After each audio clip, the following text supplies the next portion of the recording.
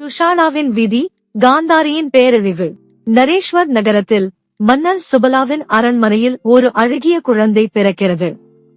குழந்தையின் பெயர் காந்தாரி. அவள் சிறு வயதிலேயே விஷ்ணுவை புகழ்ந்து கடுமையான தவம் செய்கிறாள். தனது கணவன் பார்வையற்றவனாக இருப்பதை அறிந்ததும் அவளும் தனது கண்களை நிரந்தரமாக மூடிக்கொள்ள முடிவெடுக்கிறாள். காந்தாரி குரு வம்சத்தின் அரசராக இருந்த திருதராஷ்டிரனுடன் திருமணமாகிறாள். இந்த மணம் அவளது வாழ்க்கையை முழுமையாக மாற்றுகிறது. காலப்போக்கில் காந்தாரி ஒரு அழகிய பெண் குழந்தையை பெறுகிறார். குழந்தைக்கு துஷாலா என்று பெயர் சூட்டப்படுகிறது. துஷாலா சிறு வயதில் தனது சகோதரர்களிடமிருந்து அதிக அன்பை பெறவில்லை. ஆனால் அவளுக்கு சூரியன் என்ற தோழன் கிடைக்கிறான். அவன் அவளை மகிழ்விக்க பல வகையில் உதவுகிறான். காலம் செல்ல துஷாலா வளர்ந்து ஒரு அழகிய இளவரசியாக மாறுகிறாள்.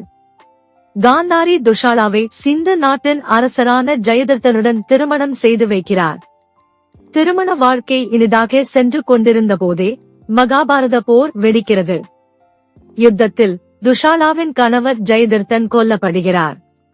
துஷாலா தன் கணவரை இழந்து மிகுந்த துயரத்தில் வாழ்க்கையை கழிக்கிறாள். தாயான காந்தாரி அவளுக்கு ஆறுதல் கூற முயல்கிறாள்.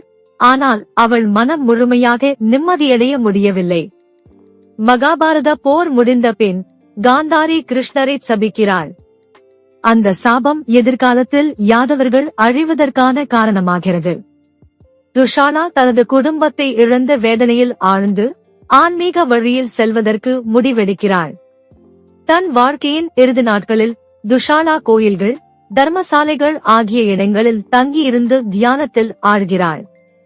அவளது வாழ்க்கையின் கடைசி பருவம் ஆன்மீக அமைதியுடன் முடிகிறது. முருகப்பெருமானை நம்பினால் சேனலை லைக் செய்யவும், உங்கள் எண்ணங்களை கமெண்ட் செய்யவும், வீடியோவை பகிரவும் மற்றும் சேனலுக்கு குழு சேரவும்.